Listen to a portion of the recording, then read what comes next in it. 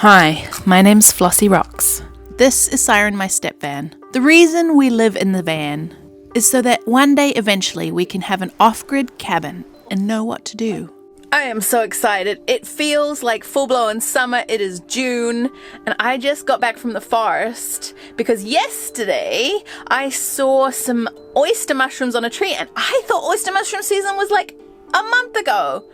And I have found 2 lots of oyster mushrooms in the last week, often at the end of their life, so it would have been better if I'd found them like a week and a half ago. But I'm so happy. Just doing a little bit of bush bashing for my mental health this afternoon, this evening. And I thought I saw this sticking out of the ground, and I was like, that's an odd mushroom stalk. Because it's not a mushroom stalk, it's a very old 4-point deer shed. And I'm just looking out for future mushrooming spots, taking some alone time to myself. And the forest gives you magical gifts. I feel very lucky.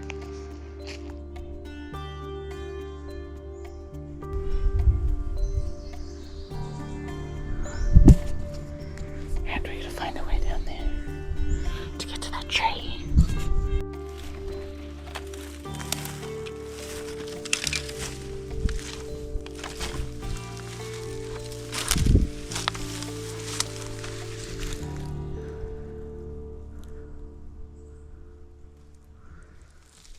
Getting closer.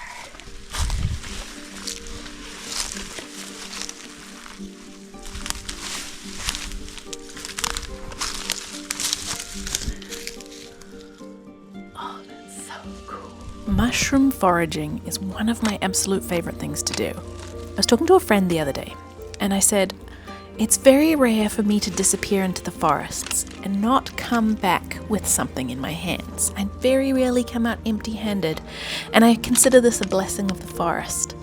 So mushroom foraging is something that brings me great joy. Not only can I do it without damaging the tree, often these are dead standing and will reproduce from the mycelium left behind in the following years. But I also get to explore. It takes me places that I wouldn't have before because I can spot a mushroom tree from across the forest. My eyes are constantly peeled. I think once you have the eye for mushroom hunting, you learn the trees it grows on. You learn the environment that these trees tend to be in. You keep a more close eye out, and suddenly you're finding mushrooms everywhere. I can definitely tell in the last 4 to 5 years that I've been foraging and hunting for mushrooms, I'm finding more now. I know what to look for, and I know the environments they live in. I cannot believe I climbed up my telescoping ladder. It was so easy to haul with me up the forest trail, and then people come by and I just compact the ladder and hide in the bushes and nobody even saw me. I was so happy. Like the stealthiest of all stealthy mushroom hunting. Like they're so cute. There are many types and varietals of oyster mushrooms. Some are spring, some are winter, and some are in fall. I want those ones. I was so surprised to find these so late in June, but they're beautiful. The texture and the shapes as they burst from beneath the bark of this tree. This is an alder tree. It's going to get a little bit higher. Surrounded here by several cedars. It's a dead standing, and these flushes just burst beneath. Now, I'd hauled my ladder deep into the forest. It's a portable accordion ladder, which I've had sponsored to me in a previous episode. I really appreciate things that I will continue to use. It has come in handy so many times. I feel very grateful to be sponsored something that I probably would have bought anyway. And it is light enough that I can just take it into the forest with me, leave my van on the side of the road, and go pick mushrooms. So, loaded up with my knife in my back pocket, my backpack and a mushroom collection bag, I wobbled up this ladder. Now, it was pretty high. Now, I know I've zoomed in here on the footage, so you can't see just how high it is, but I am also scared of heights, so I am trying really hard not to look down. And at all time, I am keeping one hand very tightly wrapped around the tree. It may look precarious, and that's because it is. I've heard this saying, what is fun but sketchy at best? So here's me, about 5 foot to 6 foot up a ladder, sketchy at best, holding on for dear life, watching mushrooms fly by as I've cut them off a tree, and hoping to get them off without breaking them. Now, if I was just to cut them straight down, they would drop onto the ground, fall, and break apart.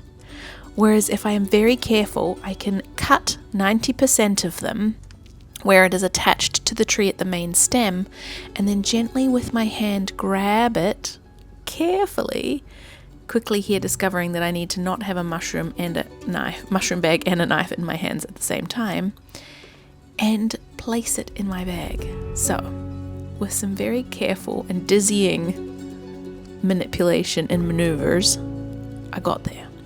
So, the mushrooms that you can see sort of in front of my chest are a bit more dried up. It is June, so these mushrooms have probably been flushing for, a couple weeks. And as the mycelium is growing beneath the bark layer, it bursts out in fruits. And I have managed to get the very tail end of a huge handful of summer oyster mushrooms. These ones are not dark in edges like the ones that you might see later in this video, but these oyster mushrooms are quite light and they have a beautiful scent. If you've ever gone to a supermarket and picked up an oyster mushroom from the mushroom section that has probably been cultivated, they have a certain scent. Now, when you find them in the wild, that scent is magnified. It is so much stronger. It is rich, deep, and earthy. A couple of mushrooms here fell out while I was trying to pry them very carefully from the tree. I don't say that or recommend you put your knife in your mouth to hold it because you don't have enough hands. Could you imagine what the world would be like if we all had 3 arms so that we could hold onto the tree, hold onto the ladder, and do something else? I decided to leave the very last of the bunch on the tree. This way, the sporing of the mushroom will continue to happen. It'll continue to fruit, and I haven't damaged the main body that I've cut. Right, now that I'm back at a slightly more safe and sane level, I get to inspect the ones lower down. They're dry, they're crispy, but they're so beautiful. I wish I could have taken more close-up footage to show you, but literally, this was such a wobbly and precarious situation. I didn't. Sketchy at best, as you know.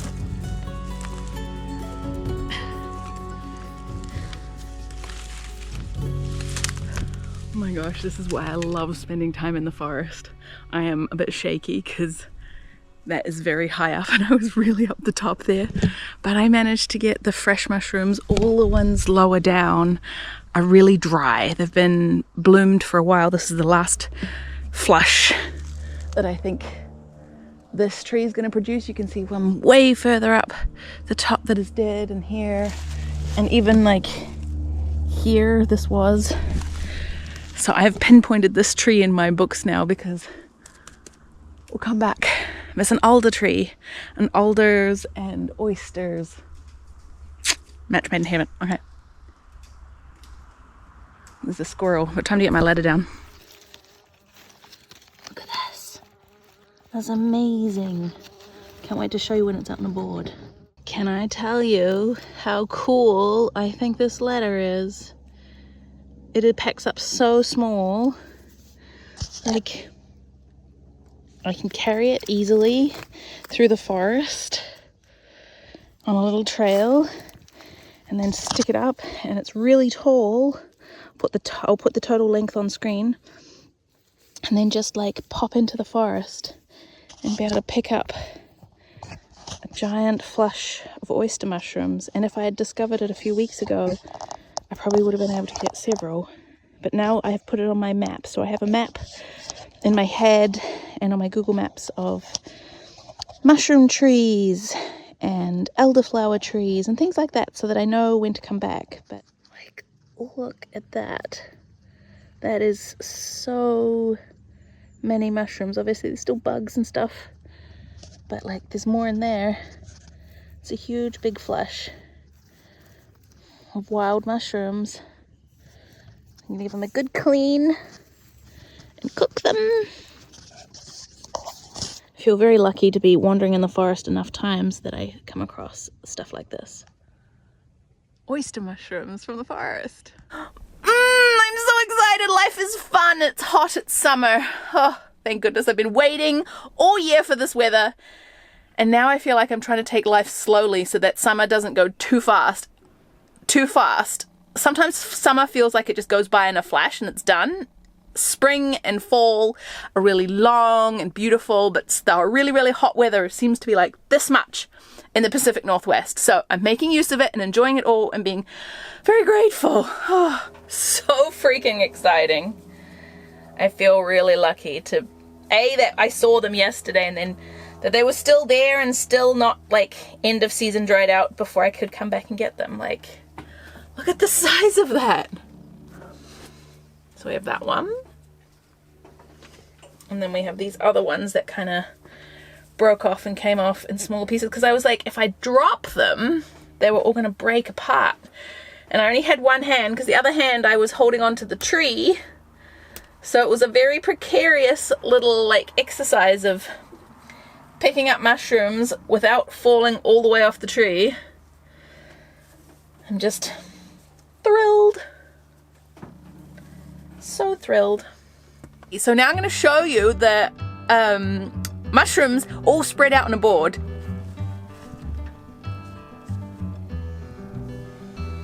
Alrighty, let's take them apart and separate them out.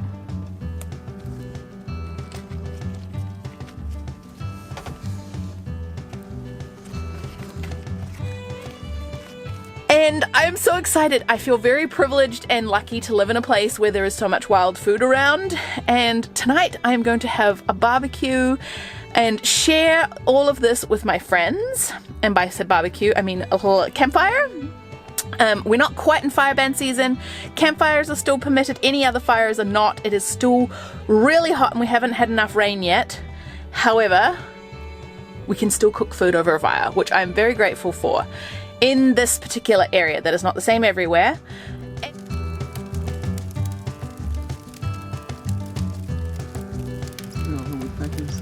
I know, sapsucker holes.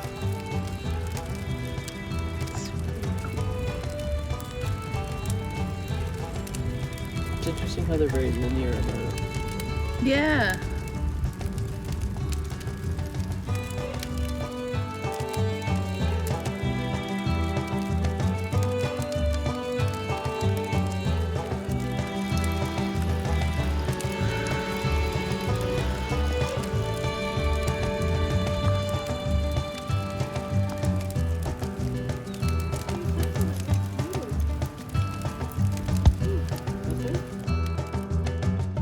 Hello, good afternoon everybody. I am dirty and hot and sweaty. I've just been spending some time in the garden, weeding and transplanting, a whole lot of starts. I should give you a little garden tour update of what I all got growing, because some of the herbs have been ready to start eating, and I'm so sweaty. My garlic scapes are almost ready to harvest. So cool.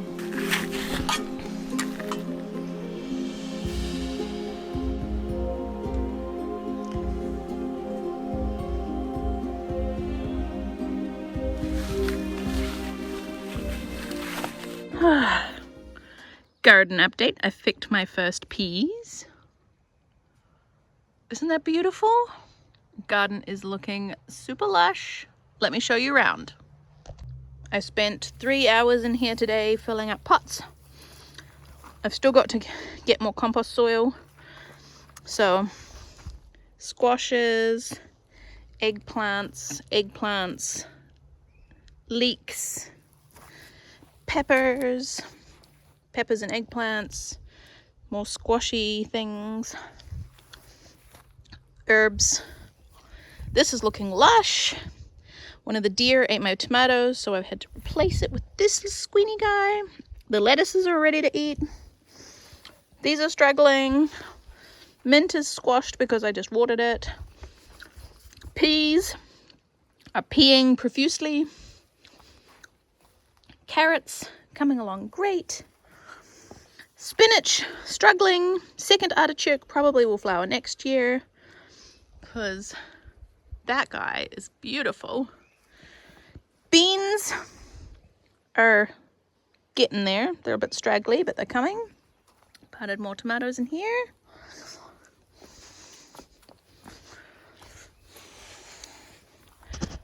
Borage flower is beautiful. You can use the flowers in salads. They're edible flowers and they're just beautiful, and you can use them in tea. Oh look, there's a ladybug. Do you see the ladybug? Wow.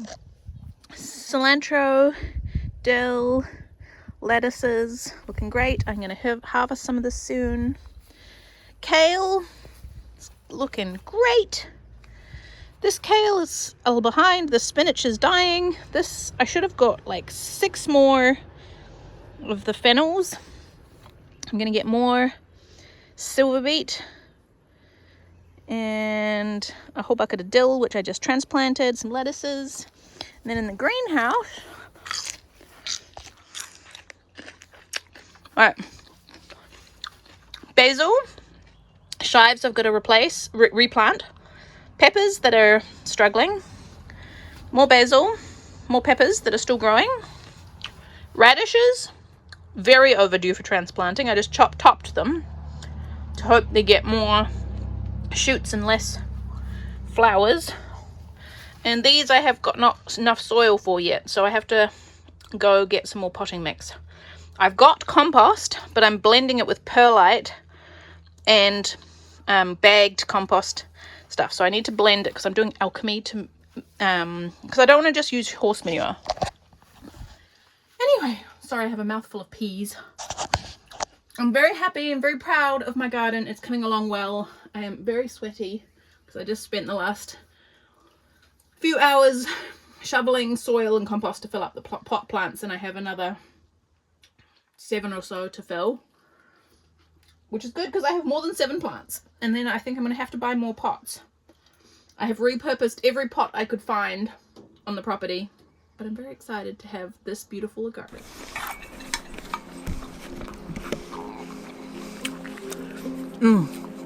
Feels pretty special.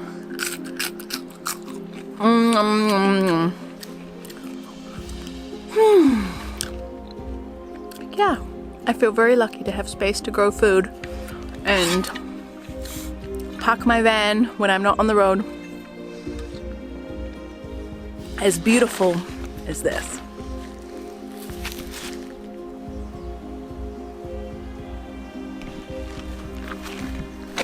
Carrots and potatoes. I'm slowly filling up the tires inside with more soil so that the tubers will keep growing up. When I get new tires for the van, I should keep them to make a 3rd potato bed.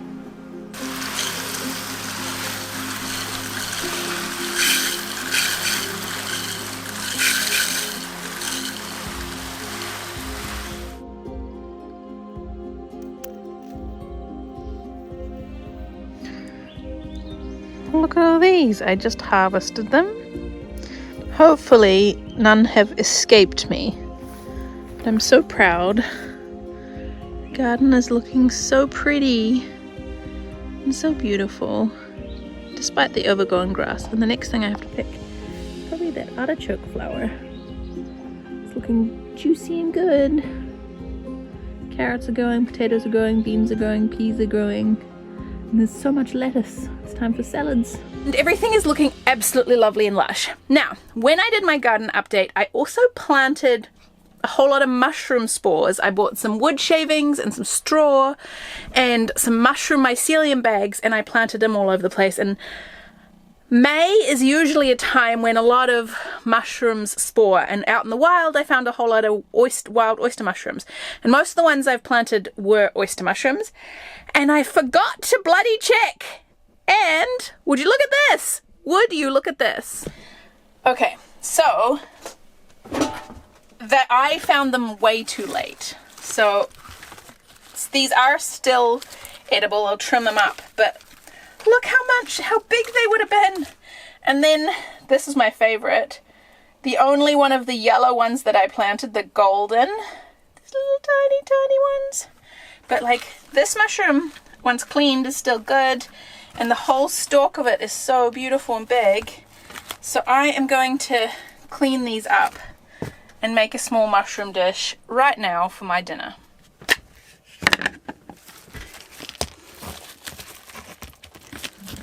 I'm sad that this got a little too dry.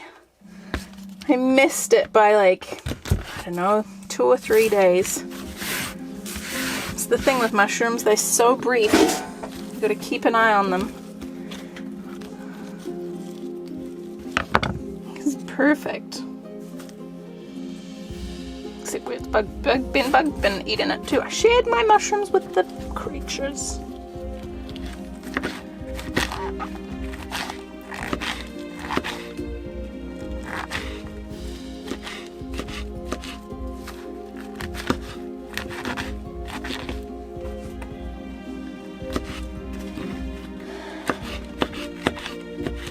I'm so happy.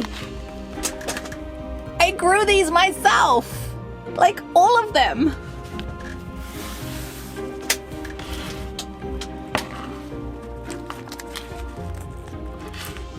I feel so proud. Okay.